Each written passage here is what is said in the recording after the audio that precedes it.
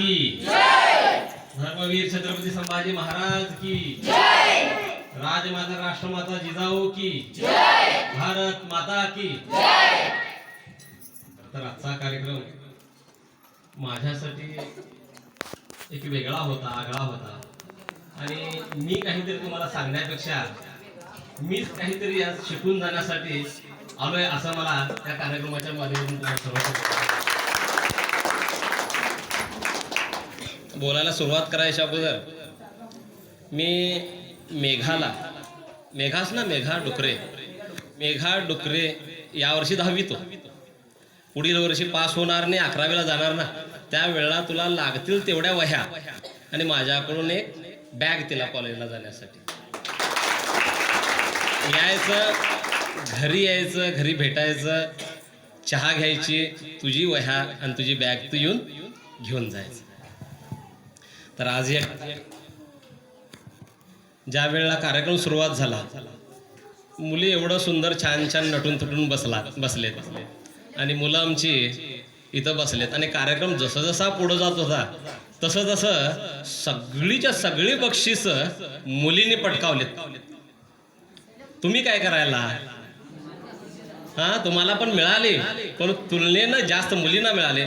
ज्या वेळेला पुढच्या वेळेला येईन ना आपण येतं, त्यावेळेला मुलांची संख्या मुलींच्या पेक्षा जास्त झाली पाहिजे. ही स्पर्धा लावते तुमच्यामध्ये चांगल्या कामाची. तर आज या ठिकाणी सरांनी मला एक 2-3 दिवसापूर्वी फोन केला की इथं तुम्ही कार्यक्रमाला आलं पाहिजे आणि प्रमुख वक्ता म्हणून इथं तुम्ही मार्गदर्शन केलं पाहिजे.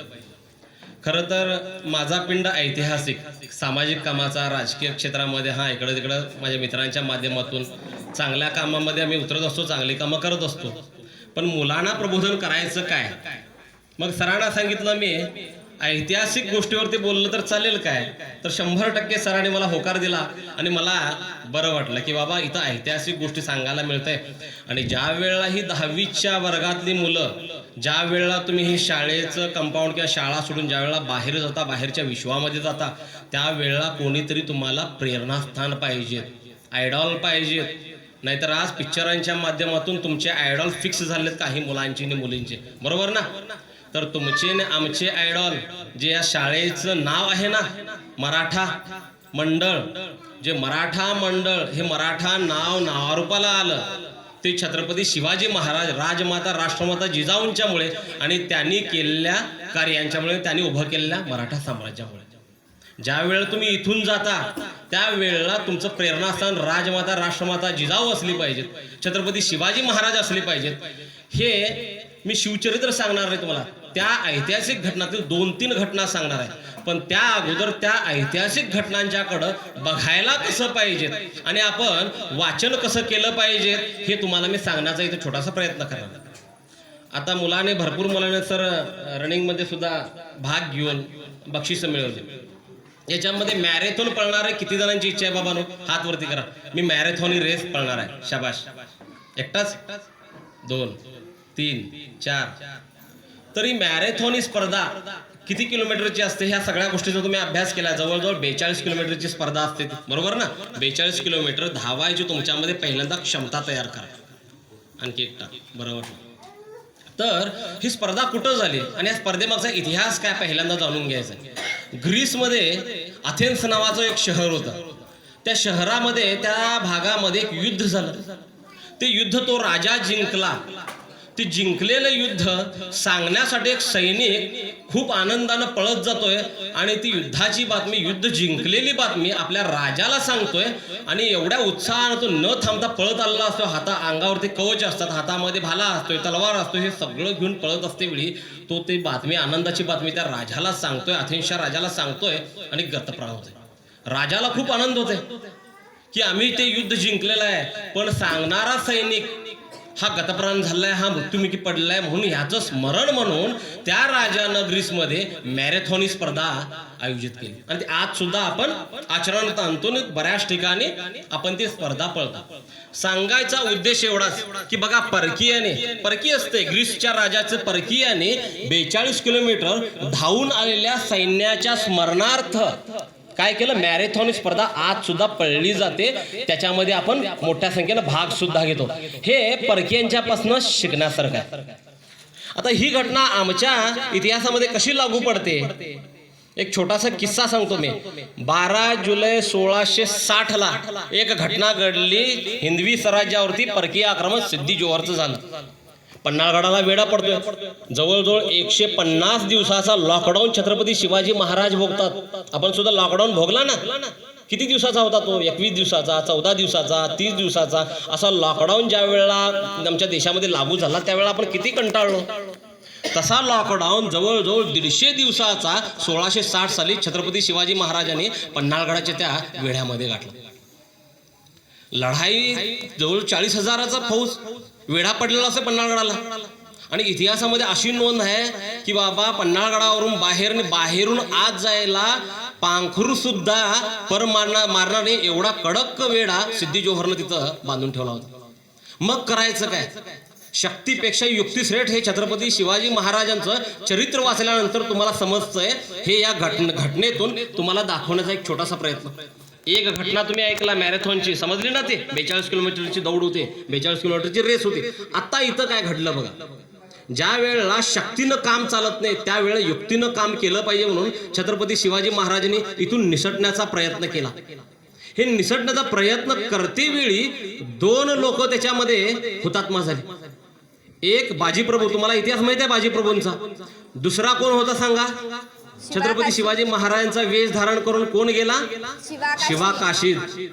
ज्या वेळेला सर मी जिथं जातो आणि मराठा साम्राज्याचा इतिहास सांगतो त्यावेळेला हा मराठा हा शब्द फक्त पाटील, जाधव, मोरे, शिंदे, गायकवाड यांचा नव्हे. छत्रपती शिवाजी महाराजांनी 18 पगड जातींना एकत्र करून परकीय आक्रमण त्यावेळेची नेस्तानाभूत करून टाकली होती. ते 18 पगड जातीचे कोण? छत्रपती शिवाजी महाराजांचा हेर प्रमुख कोण होता? बहिर्जी नाईक. ज्या अफझल खानाच्या युद्धामध्ये सय्यद बंडाचा हात वरच्यावरती उडवणारा होता जीवाहून वाचला शिवा, ही म्हण रूढ झाली. तो जीवा महाला कोणत्या जातीचा होता? डोंबारी समाजाचा होता. ज्या पन्हाळगडाच्या युद्धामध्ये छत्रपती शिवाजी महाराज ज्या वेळेला संकटात असतात त्यावेळेला प्रति शिवाजी म्हणून त्या सिद्दी जोहरला भेटायला कोण गेला? शिवा काशीद. तो कोणत्या जातीचा? तो नाभिक समाजाचा, न्हावी समाजाचा. तर ही 18 पगड जातीची लोक ज्या वेळेला एकत्र भगव्या ध्वजाखाली आली त्यावेळेला 32 मनाचं सोनेरी सिंहासन त्या हिरव्या ह्या मोगलांच्या छाताडावरती त्या 32 मनाचं सोनेरी सिंहासन रायगडावरती स्थापन झालं. त्याच्या पाठीमग सर्व जाती धर्माची लोक होती. आपण मराठा म्हणून ज्या वेळेला पुढे येतो त्यावेळेला आता तो शब्द जातीवाचक झालाय, पण पूर्वी तो शब्द काय होता? मोगलांनी तुम्हाला दिली गेलेली पदवी होती. मगाशी सरांनी सांगते वेळी मला सांगत होते की हिंदू धर्माबद्दल संस्कृती, हिंदू धर्माचे संस्कार बरं वाटलं. ती प्रक्रिया पुढे आम्ही घेऊन गेलं पाहिजे मराठ्याने. छत्रपती शिवाजी महाराजांच्या विचारांना कुठेतरी छेद देण्याच्या घटना काही ठिकाणी होत असतात, पण आमच्यासारखे जे काय इंटेलेक्च्युअल लोक जे असतात ना त्यांनी ती प्रथा मोडून काढून बाबा मराठा हे 18 पगड जातीचा समावेश ज्या वेळेला होतोय आणि ज्या वेळेला देशावरती संकट येतंय त्या वेळेला मरत होता पण हटत नव्हता, तो मराठा ही व्याख्या आपण रूढ केली पाहिजे. तर मूळ विषयाकडे येतो आपण. ज्या वेळेला सिद्दी जोहरच्या वेड्यामध्ये छत्रपती शिवाजी महाराज शक्तीपेक्षा युक्तिश्रेष्ठ म्हणून तिथून वाट काढून बाहेर जाण्याचा प्रयत्न करतात त्यावेळेला शिवा काशीद सिद्दी जोहरला प्रति शिवाजी म्हणून भेटायला येतोय. त्याला माहित असतंय ज्या वेळेला सिद्दी जोहरला मी भेटणार त्यावेळेला बक्षीस म्हणून काय मिळणार आहे मला. विचार करा, त्याच्या 7 पिढ्यामध्ये कधी शस्त्राला हात लावलं नव्हतं. फक्त कात्री आणि वस्त्रा हीच 2 शस्त्र त्या शिवा काशीदनं धरली होती. त्यावेळेला जर मी प्रति शिवाजी म्हणून भेटायला गेलो आणि त्या सिद्दी जोहरला समजलं तर मला बक्षीस म्हणून फक्त मृत्यू मिळणार आहे. बघा छत्रपती शिवाजी महाराजांसाठी मारायला आणि मरायला किती लोक तयार झाले होते. ज्या वेळेला एक नाभिक समाजाचं मुलगत ते जीव देतं ना त्यावेळेला एक मराठा राजा पातशाह झाला. म्हणजे जाती व्यवस्था मोडून काढण्यासाठी मी हे उदाहरण देतो. तिथून ज्या वेळेला छत्रपती शिवाजी महाराज सुटतात 600 बांदल होते त्यांच्यावर. बांदल या शब्दाचा अर्थ काय? बाणांचं दल. आता जी NSG असते ना, पॅरा कमांडो असतात ना, म्हणजे एक्सपर्ट आर्मी मधून ज्या वेळेला एक पॅरा कमांडो तयार होतो त्यावेळेला सरांना माहित आहे 1000 किंवा 10,000 मध्ये एक पॅरा कमांडो तयार होतोय, त्यावेळेला तो NSG मध्ये भरती होतो. तसे छत्रपती शिवाजी महाराजांनी बांदलांच्या मधले 600 वीर बांदल, बाणांचं दल, त्याच्यामध्ये बाण मारायला जी एक्सपर्ट लोक होती ना, जे कमांडो होते ना त्यावेळेचे, त्या लोकांना एकत्र केलं. बाजीप्रभू, रायाजी बांदल, कोयाजी बांदल, कृष्णाजी बांदल ह्या वीरांना घेऊन पावनखिंडीतून ते गेले. पावनखिंडीतून जाते वेळी त्या खिंडीचं नाव काय होतं पूर्वी? घोडखिंड. आठवण ठेवा, फक्त ऐकण्यासाठी आला नाही तुम्ही. ह्या घटना, ह्या गोष्टी, त्या स्थळांची नावं तुम्ही आठवण ठेवा. का? म्हणजे भविष्यात तुम्हाला त्या उपयोगी पडतील. कारण आपला इतिहास जर विसरलो, जो समाज आपला इतिहास विसरतोय ना, त्या समाजाचं भविष्य सुद्धा पुसलं जातंय. म्हणून इतिहास विसरायचं नाही. त्या घोडखिंडीमधून वाट काढत जात असतात. पन्हाळगड ते विशाळगड अंतर किती आहे? जवळजवळ 64 किलोमीटरचं अंतर आहे. बघा, 12 जुलै महिन्यामध्ये पाऊस कसा असतो माहिती आहे ना तुम्हाला? 12 जुलैच्या रात्री एक पालखी इथे सिद्धी जोहरला भेटण्यासाठी दुसरी पालखी जाते जवळजवळ 64 किलोमीटर विशाळगडावरती. या हिंदुस्थानचं भविष्य आपल्या खांद्यावरती धो धो पावसामध्ये, डोगलभर चिखलामध्ये, काट्या कुट्यातून, दगड धोंड्यातून, पावनखिंड घोडखिंडीतून जात असते वेळी मागच्या सैन्याला सुगावा लागतोय. आणि सुगावा लागल्यानंतर बाजीप्रभू, रायाजी बंदल, कोयाजी बंदल हे बांदलवीर काय ठरवतात? महाराज तुम्ही पुढे जावा, 300 बांदलवीरांना घेऊन तुम्ही पुढे जावा, आम्ही इथं ही घोडखिंड लढवतो. मी इथं थांबतो आणि थोडं बाजूला येतो. आता ह्या घटनेमध्ये ज्या वेळेला सर आमचे कोल्हापूरचे आमचे मित्र आम्हाला भेटले आणि त्यावेळेला आम्ही सांगितलं की आम्ही ती खिंड बघायला येणार आहे म्हणून. त्यावेळेला तिथं ज्या वेळेला ते शिक्षक, म्हणजे मित्र एकदा शिक्षक आहे, त्यांनी सांगितलं तुम्ही जे म्हणता ते घोडखिंड तिथं नाही आहे, ते पावनखिंड तिथं नाही, ते युद्धच तिथं झालं नव्हतं. मग याच्यावरती चर्चा झाली आणि आम्ही ते प्रत्यक्ष स्थळ बघण्यासाठी आम्ही गेलो. जवळ 3 किलोमीटरचा तो पट्टा आहे. त्या 3 किलोमीटरच्या पट्ट्यामध्ये ते बघण्यासाठी ज्या वेळेला गेलं ना, त्यावेळेला आम्ही इतिहासामध्ये काय वाचलंय? पन्हाळगडावरून शिवाजी महाराज येतात आणि विशाळगडावरती जातात. असं या साईडला पन्हाळगड आहे, मध्ये घोडखिंड पावनखिंड आहे आणि विशाळगड वरती आहे. आपण शत्रू जे युद्धनीती किंवा युद्धशास्त्राच्या ह्याच्यामध्ये नियमानुसार जो वरती असतोय तोच जिंकत असतोय. पण पन्हाळगड वरती पावनखिंडीमध्ये उतरतात आणि असं उतरून जावं लागते 3 किलोमीटर ती खिंड. मग महाराज ज्या वेळेला येतात, त्या पांढरपाणी नावाचं एक गाव आहे, त्या पांढरपाणी नावाच्या गावामध्ये ते थांबतात आणि उतरतात आणि पुढे जातात. 2 पार्ट होतात त्यांचे. एक 300 जण महाराजांच्या सोबत आणि 300 जण विशाळगडाकडे जातात. बघा कसं आहे. पण पाठीमागच्या सैन्याला सुगावा लागतोय आणि ते येतात. आणि युद्धनीतीमध्ये ज्यावेळेला वरती जो असतोय तोच जिंकतोय, पण महाराज त्यांना फसवण्यासाठी पळत येतात आणि पावनखिंडीतून परत येतात वरती आणि वरतीतून टॉपला थांबतात. सिद्धी जोहर आणि त्यांचे जे काही सैनिक असतात ते खिंडीमध्ये सापडतात आणि फक्त आमचे 300 वीर त्यांना भारी पडतात. ज्या वेळेला मी हे युद्धक्षेत्र बघायला गेलो ना, त्यावेळेला संध्याकाळचे 6-6:30 वाजले होते. त्या पांढरपाणी गावामध्ये गेलो आम्ही. एका कॅन्टीनमध्ये बसलो आणि चहा पीत बसलो होतो. कातर वेळ चालू होते, म्हणजे थोडा अंधार पडायला सुरुवात झाला होता. आणि ज्या वेळेला तो चहा पीत ज्यावेळेला चर्चा करत होतो त्यावेळेला तिथे काही वयस्कर लोक बसली होती. कुठून आलाय, काय आलाय आणि इथं का थांबलाय? मग आम्ही त्यांना सांगितलं की आम्हाला पावनखिंडीमध्ये जायचं आहे, ते युद्धक्षेत्र बघायचं आहे. तर त्यांनी सांगितलं जाऊ नका, कातर वेळ आहे, संध्याकाळच्या वेळीला तिथं विचित्र आवाज येतात. कारण जवळजवळ 3000 गनिमांचा पाठलाग ज्या वेळेला चालू होता ना, तिथं मोठं युद्ध झालं होतं आणि त्या युद्धामध्ये बरेच वीर आमचे गेले होते. तुम्ही जाऊ नका या वेळेला. ते त्यांच्यावर चर्चा करत चहा पित होते वेळी 7 वाजले. तिथून एक 15-20 किलोमीटरवरती खिंड आहे. म्हणजे 8च्या दरम्यान आपण गेलो आणि भीती मनामध्ये होती की खरोखरच गावकरी सांगत आहेत, कारण एवढ्या वर्षाचा इतिहास कोणीच जात नाही संध्याकाळच्या वेळेला. आणि ज्या वेळेला जसं जसं आपण खिंड उतरत होतो आणि खिंड पार करत होतो ना, जवळजवळ 1.5-2 किलोमीटर गेल्यानंतर खरोखरच आवाज येत होते. ज्या वेळेला तिथल्या दगडधोंड्यांना आणि तिथल्या त्या ह्यांना ज्या वेळेला मी हात लावले, डोळे मिटले ना, त्यावेळेला खरोखरच आवाज येत होते. पण ते आवाज किंचाळण्याचे नव्हते, ते आवाज हर हर महादेवचे होते, ते आवाज आमच्या बांदल वीरांचे होते, ते आवाज बाजी प्रभूंचे होते. या अजून पण आम्ही इथं पाय रोवून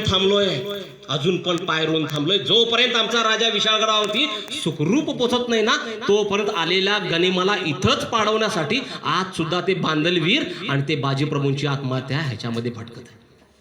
आम्हाला वाईट अनुभव आले नाहीत, पण हर हर महादेवाच्या घोषणा आज सुद्धा ऐकायला येतात. त्याचा प्रत्यय आम्हाला त्या घोडखिंडीमध्ये, त्या पावनखिंडीमध्ये आला.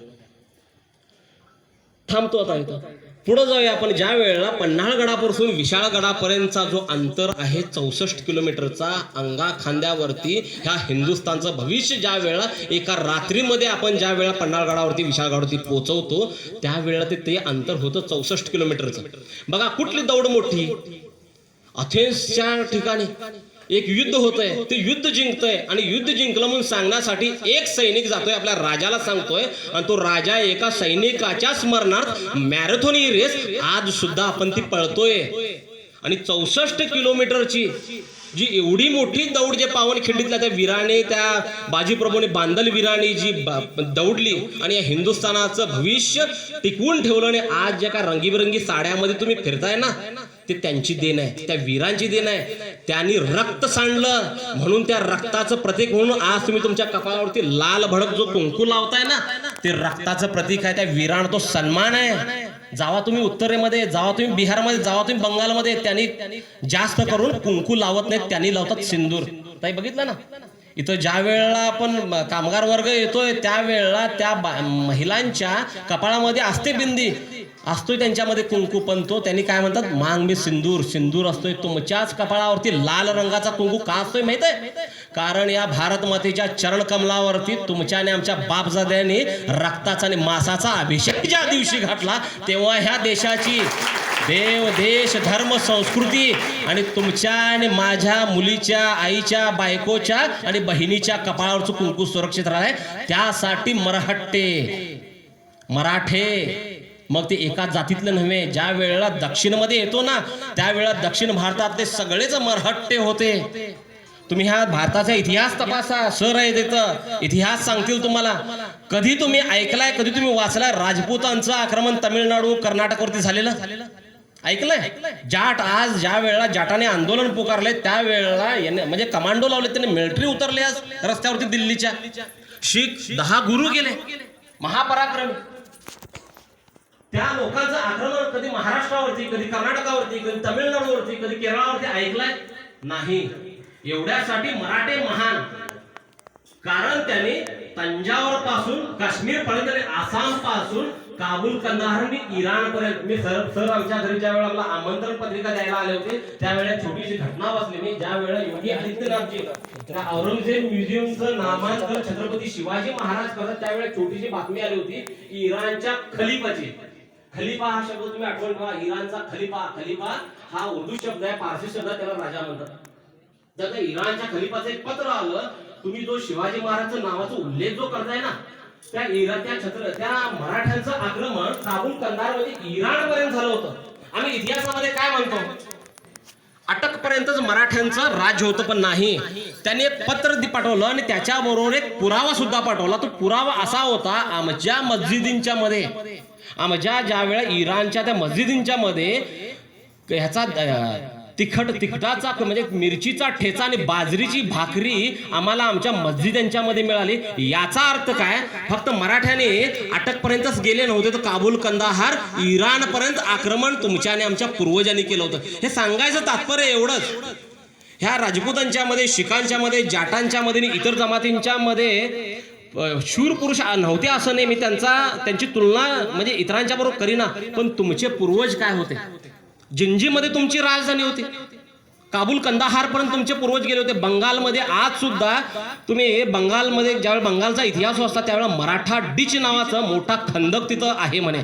मी बघितलो नाही, कधीतरी बघेन तिथं, कारण माझे पूर्वजांनी त्या खंदकामध्ये रक्त सांडले. तो खंदक मला एक दिवस बघायचा होतो बंगालचा.